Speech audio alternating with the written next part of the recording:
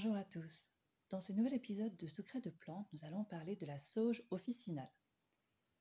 Dans l'Antiquité, les druides gaulois, comme les Romains d'ailleurs, donnaient à la sauge une importance considérable, celle de guérir toutes les maladies. Ils la nommaient l'herbe sacrée. Mais son nom latin, salvia, provient du mot salvare, qui signifie sauver, guérir. Dans la tradition celtique, la sauge était considérée comme une panacée, capable de guérir tous les maux. Les Gaulois l'employaient déjà contre la toux, les rhumatismes, les fièvres et pour favoriser la conception et l'accouchement. Aujourd'hui encore, la sauge est une plante très importante en phytothérapie. De nombreuses recherches restent à entreprendre autour de cette plante très prometteuse et aux indications multiples. La sauge est tonique et digestive, c'est-à-dire qu'elle stimule le foie et l'estomac. Elle est aussi réputée calmer les douleurs rhumatismales, combattre la fatigue nerveuse, les infections respiratoires et les irrégularités menstruelles. Bref, il est peu de domaines dans lesquels elle ne soit pas bénéfique.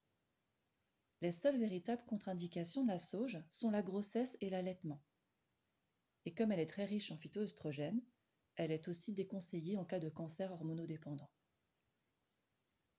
Pour bénéficier des nombreuses propriétés de la sauge, le moyen le plus simple est de la préparer sous forme d'infusion avec des feuilles fraîches ou sèches.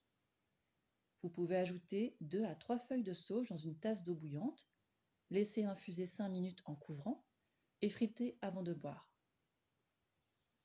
En usage externe, la décoction de feuilles de sauge est réputée activer la cicatrisation des plaies et soulager l'eczéma.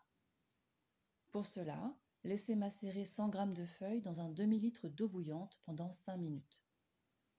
Une fois l'eau refroidie, appliquez la décoction avec une compresse sur les zones à soulager.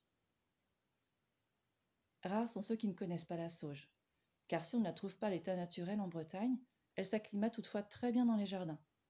Il suffit d'en planter un pied et de la laisser proliférer jusqu'à former un petit buisson de 30 à 60 cm. Vous pourrez alors récolter ces feuilles, idéalement de mai à juillet, pour profiter de ses bienfaits toute l'année et ainsi vérifier le dicton « Qui a de la sauge dans son jardin n'a pas besoin de médecin ». Je vous remercie pour votre écoute et vous donne rendez-vous très vite pour un nouvel épisode de Secrets de plantes.